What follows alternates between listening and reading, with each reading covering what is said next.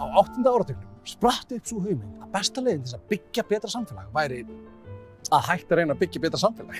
Best væri bara að sleppa og slappa af. Stóru samfélagstilraunarinnar höfðu alltaf mistekist og engu skilaði nema gremju, stöðnun og verðbólgu. Af hverju ekki að pröfa eitthvað nýtt? Af hverju ekki að pröfa nýfrjálshyggju? Nýfrjálshyggjan lofaði okkur að ef við lækkuðum skatta á hinn ríku, þá myndu þau búa til meiri verðmæti. Skatturinn tekur peninga af þeim sem skapa og setur það í hendurnar á þeim sem eyða þeim, opinberum starfsmönnum. Væri ekki nær að láta fólki sem býr til peninga halda peningunum svo þeir geti búið til enn meiri peninga. Þannig væri til fleiri störf og meiri peningur sem þýðir að ríkissjóður fari enn meiri pening í kassann þótt skattarnir hafi verið lækkaðir á hinn ríku vegna þess að kakan stækkar. Hinn ríku geta nefnilega bæði étið kökuna og stækkað hana. Hættum að rífast til hvernig við skiptum kökunni og stækkum hana bara. Af hverju hafði engum dottið þetta í hug áður? Og hvers vegna að láta ríkisvaldið setja þeim reglur og skilyrði sem eiga fjármagnið og fyrirtækin? Hvað er það? Að láta ríkfallna ríkisstarfsmenn leggja línurnar fyrir frumkvöðlana, þau sem skapa verðmætin? Nei, sleppum hinnum ríku lausum.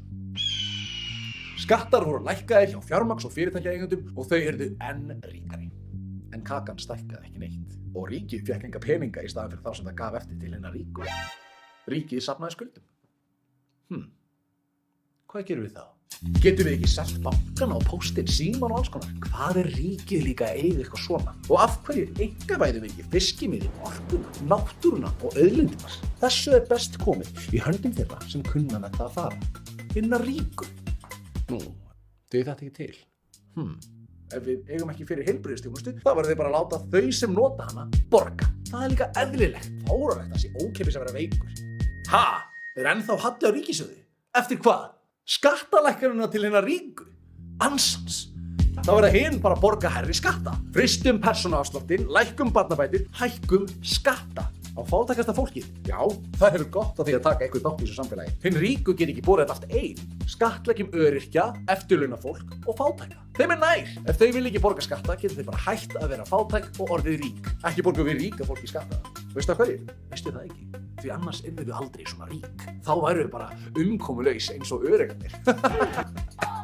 Getur ríkið ekki borgað fyrir mig launin sem þarf að borga starfsfólkinu? Eða til að reka starfið og fyrir að loka fyrirtækinu eða opna það aftur? En ef ég kalla nýja bílinn minn nýsköpun eða þróun, get ég þá ekki fengið skattaafslátt á það? Og fyrir að kaupa hlutabréf? Og vélinn sem ég langar að kaupa, má ekki segja að hún sé umhverfisvæn til að fá skattaafslátt?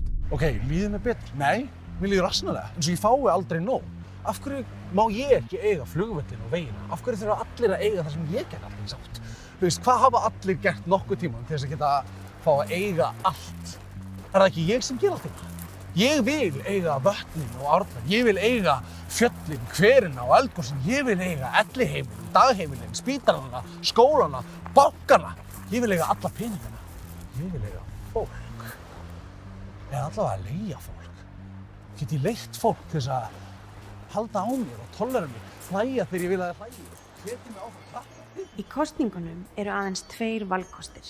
Annarkvort leyfum við nýfrjálshyggjunni að gleypa í sig samfélagið eða við losum okkur við hana og kjósum hinn valkostin. Sósíalisma. Sósíalismi er frelsisbarátta almennings gegn ofurvaldi auðsins. Sósíalismi er krafan réttlæti og jöfnuð. Krafan að samfélagið verði byggt upp frá hagsmunum, vonum og væntingum fjöldans, en ekki græðgi og frekju hinna fáu. Kjóstu með hjartanu 25. september.